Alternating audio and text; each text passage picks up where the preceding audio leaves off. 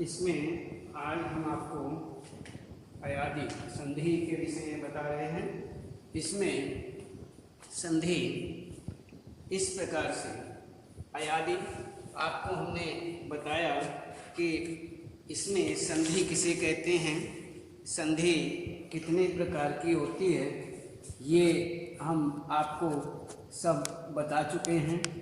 और इसमें अब ये कि इसमें 3 प्रकार की संधि होती है, स्वर संधि, व्यंजन संधि और विसर्ग संधि।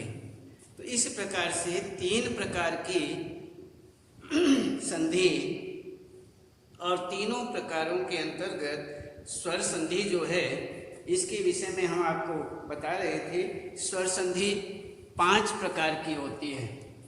5 प्रकार के अंतर्गत इसमें आता है दीर्घ संधि, गुण संधि, वृद्धि संधि, यण संधि, अयादी संधि। और इसमें 5 प्रकार हुए, जिसमें से हमने आपको दीर्घ संधि, गुण संधि, वृद्धि संधि, यण संधि तक बता चुके हैं। अब हम आपको इसमें अयादी संधि के विषय में बताते हैं कि अयादी संधि किस प्रकार से बनती है। सबसे पहले ये हुआ अयादी संधि। इसमें हम देखते हैं कि अयादी संधि के अंतर्गत किस किस प्रकार से यहाँ पर संधि बनती हैं, संधि विच्छेद होती हैं या संधि बनती हैं, इस विषय में हमें विचार करना है, देखना है। तो सबसे पहले सूत्र देखिए।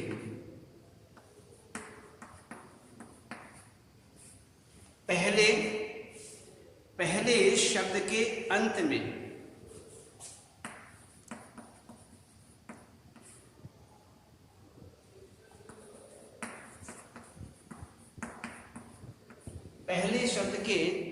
अंत में ए, आई, ओ, औ,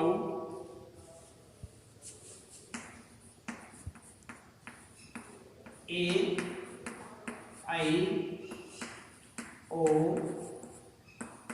औ,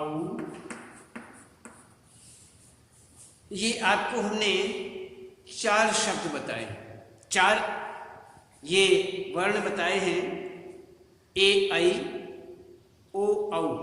और दूसरे पद के आरंभ में और दूसरे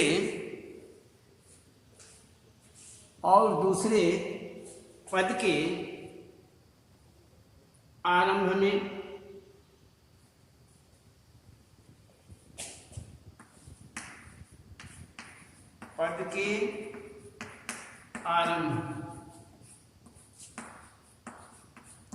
आरंभ में कोई स्वर होता है।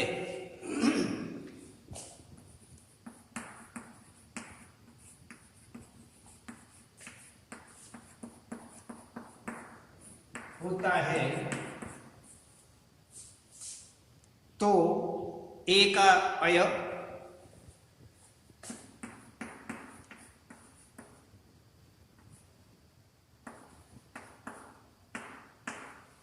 ए का अय, आई का आय, आई का आय, ओ का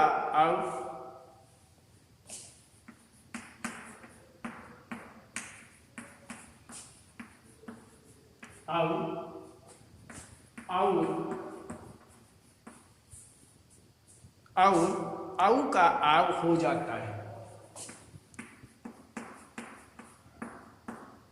औ का आव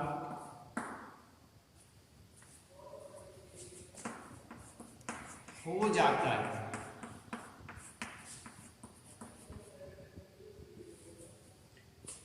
तो यहाँ पर इसी ही को अयादि संधि कहते हैं।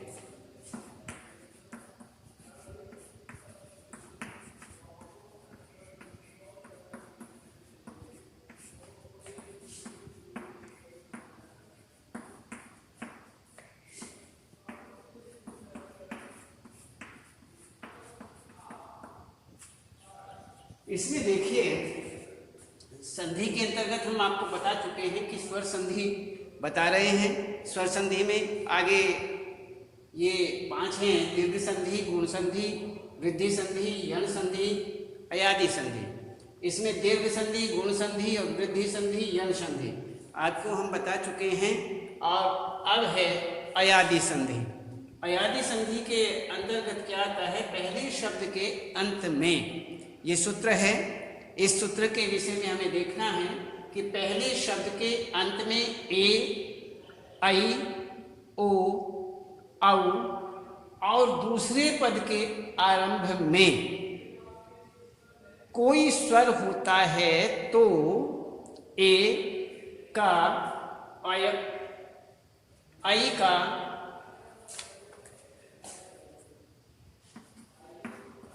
आई का, आय, ओ का, औ, और औ का आव, और औ का आव हो जाता है। इसी को अयादि संधि कहते हैं।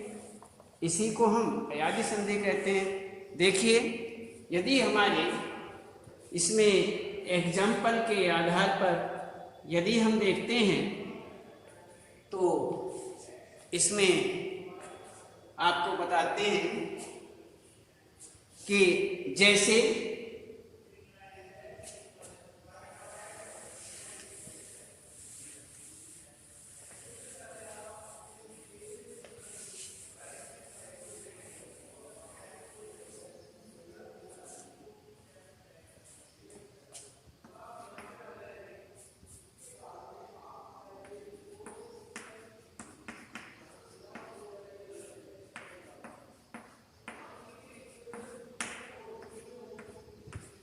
अयादि संधि में जैसे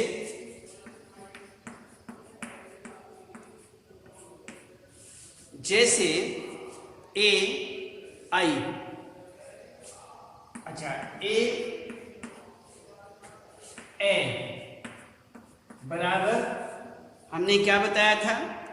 ए के सामने यदि ए अर्थात पहले शब्द के जो पहला शब्द है, जैसे मान लीजिए शयन शब्द है, शयन, शे और अन, शे, अन,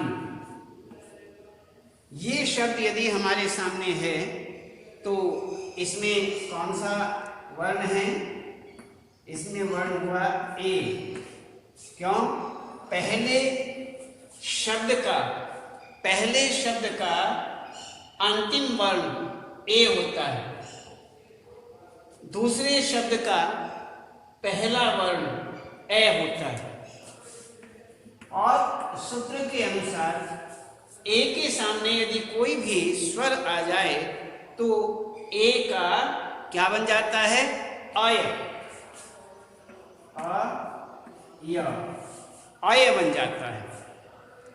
तो अब हमें देखना है कि अय बन गया, इसका ए नहीं रहा, इसका ए नहीं रहा, क्या बाकी रह गया? श, श, कौन सा? ये, और ने, ये बाकी रह गया। अब इसमें क्या करना है? अब इसमें हमें करना है श, अय हमारे पास है ही, तो श ये है हमारे पास। जब इसका ए इसमें आ जाएगा तो ये हमारा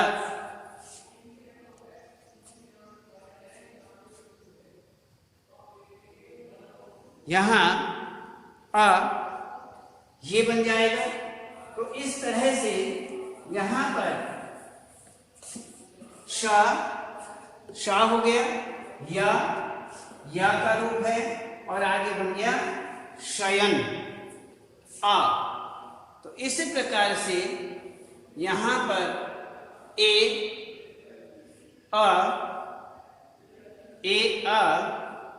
शय अय शयन चेयन चयन।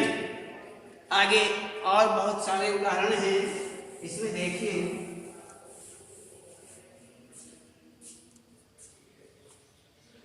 आगे बनता है आय गई, आय गायक, गायक बनता है। क्यों? एक दूसरा आई ए बनता है आय, ये बनता है। और इसमें यहाँ पर इसका बन जाता है ए और आय बनता है। तो इसमें गई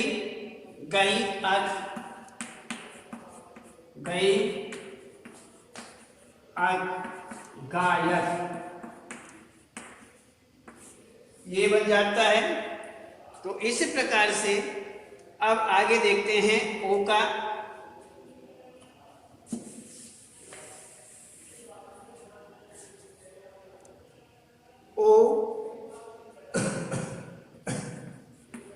ओ में यदि आगे स्वर आ जाए तो क्या बनता है? आय बनता है। और ओ में आय नहीं अब बनता है, अब आ जाता है। इसमें ओ के सामने अब हुआ, ए आने से अब हो जाता है। और इसमें जैसे भो अन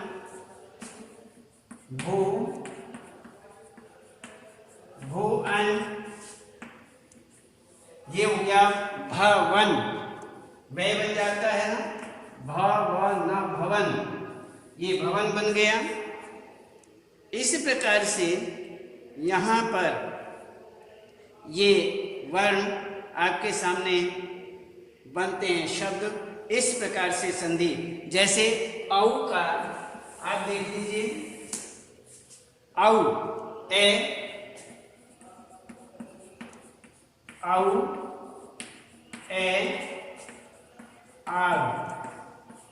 आव बन गया। इसमें धौ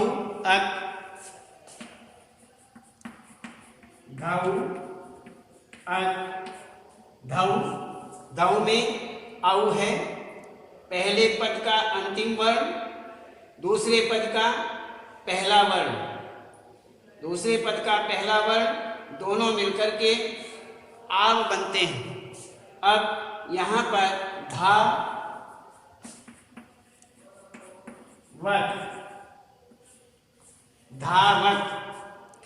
आव बनता है। तो यहाँ पर के धावक, ये धावक बनता है। इस प्रकार से ये सारे के सारे वर्ण संधि इस प्रकार से होती है। अब इसके बाद हम यहाँ पर ये देखते हैं कि अयादी संधि। तो यहाँ ए का अय, ऐ का आय, ओ का आव,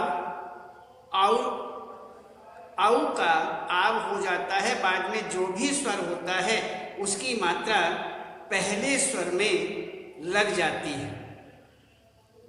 ओ अत्र, पहले स्वर में उसकी मात्रा लग जाती है। तो जैसे हमने आपको बताया कि एक बार इसको फिर देख लीजिए।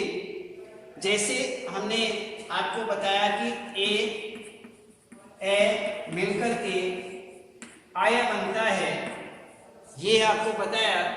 और इसमें जैसे शे अन,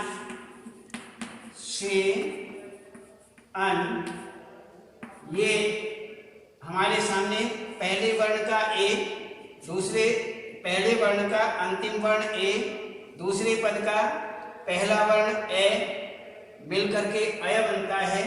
तो यहाँ पर ये दोनों मिलकर के यहाँ क्या क्या निकलता है, श निकल गया और ये न निकल गया। अब वैसे तो देखें तो यहाँ पर एक नियम और बनता है। एक नियम है कि अय, ए का अय, आई का आय, ओ का औ का आव हो जाता है। बाद में जो भी स्वर होता है उसकी मात्रा पहले स्वर में लग जाती है। पहले स्वर में जो भी वर्ण होता है वह उसकी मात्रा पहले वर्ण में लग जाती है। जैसे श, यहाँ पर ये मान लीजिए हमारे पास इतना बाकी हुआ और ये इस तरह से आने से अय हमारे सामने है तो क्या बनता है, श अय, श अय, अय और न। तो इस प्रकार से मैं आपको ये बता रहा हूं। तो ये आपको इतना करना है।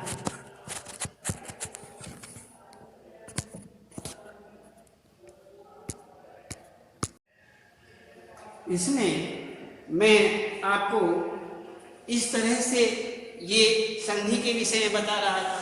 तो ये हमारा, यदि मान लीजिए ये हमारा रूप बनता है। अब इसमें देखने की बात यह है कि ए तो यहाँ आ गया, श बन गया, ये हो गया। अब यहाँ जो है न, ये आधा है, लेकिन क्या बताया गया है, एक सूत्र के अनुसार यहाँ पर एक जो सूत्र है उस सूत्र के अनुसार यहाँ पर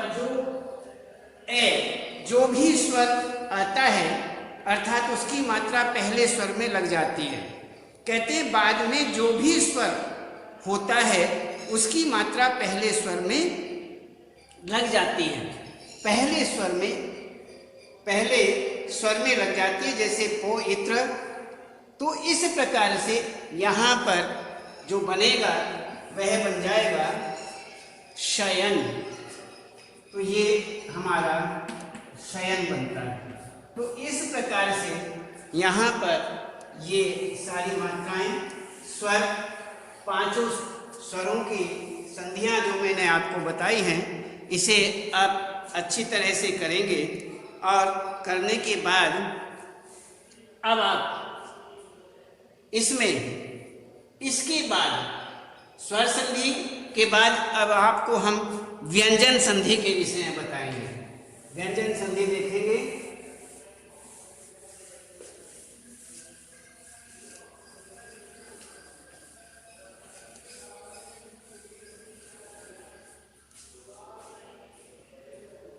अब देखते हैं व्यंजन संधि।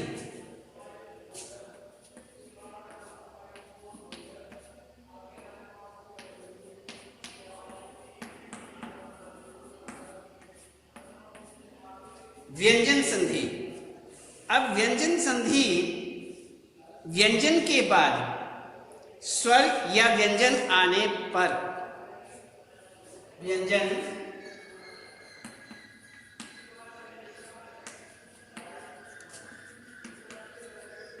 के बाद स्वर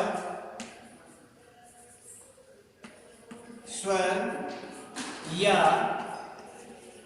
व्यंजन,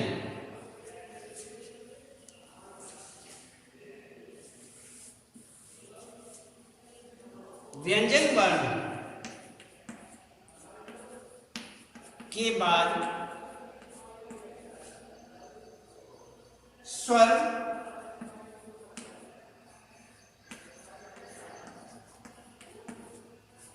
वर्ण या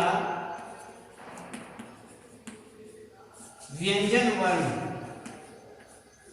व्यंजन वर्ण में जो विकार होता है, व्यंजन वर्ण के बाद स्वर वर्ण या व्यंजन वर्ण, व्यंजन वर्ण आने पर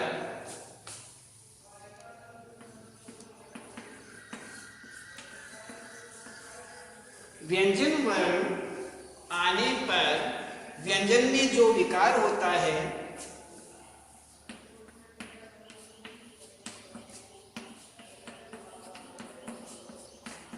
जो विकार होता है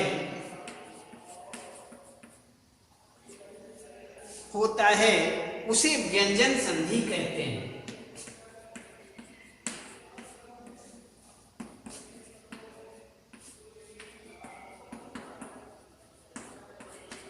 उसे व्यंजन संधि कहते हैं।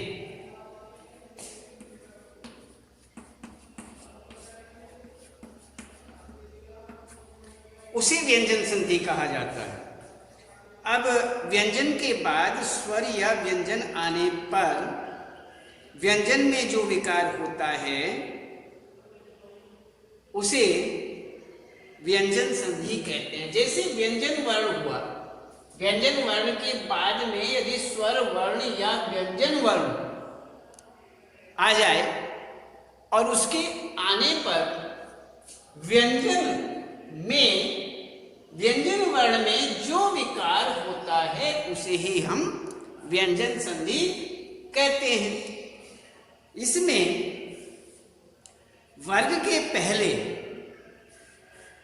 अब ये तो हुई आपकी यहाँ पर परिभाषा, इसे आप अच्छी तरह से देख लेंगे। और इसके बाद में हम देखते हैं वर्ग के पहले व्यंजन के, चे, ते, ते, पे के बाद में कोई स्वर या वर्ण का तीसरा चौथा वर्ण या ये रे ले वे वर्ण आए तो पहले वर्ण के वर्ग का तीसरा वर्ण हो जाता है। अब हम क्या देखते हैं, इसको तो आपको हमने बता दिया, परिभाषा तो हमने आपको बता दी। अब आगे देखते हैं इसी के अंतर्गत, तो इसमें यहाँ पर देखिए एक सूत्र ये भी आपको बता दें कि वर्ग के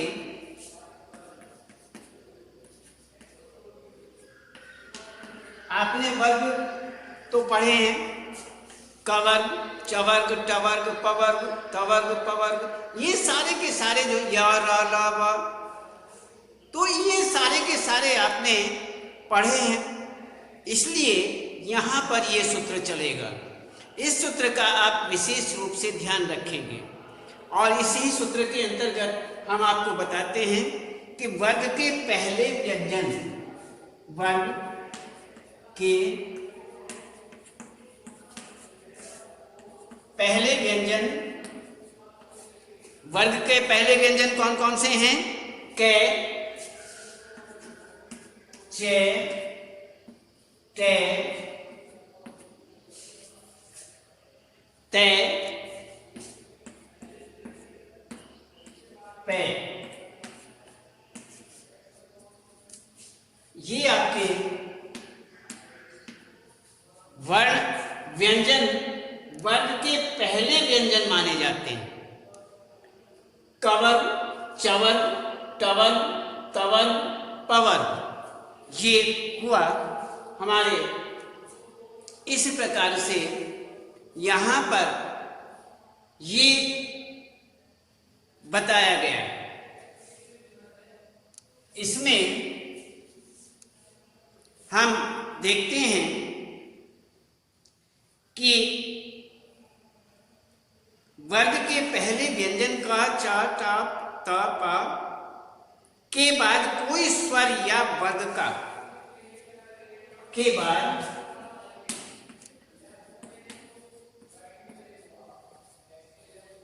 कोई स्वर, कोई स्वर या वर्ण या तीसरा के बाद कोई स्वर या वर्ग, स्वर या वर्ग का तीसरा, वर्ग का तीसरा, वर्ग का तीसरा, चौथा, तीसरा चौथा वर्ण या ये रे, ये रे ले वे,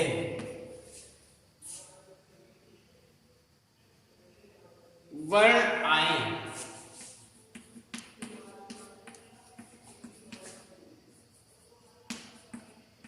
वर्ण आए तो व्यंजन के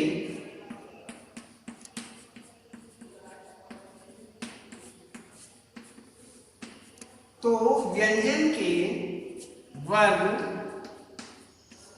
व्यंजन के वर्ग का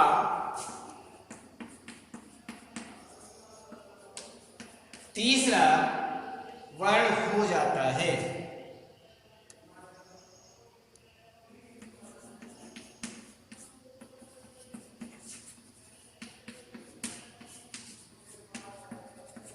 तीसरा वर्ण हो जाता है।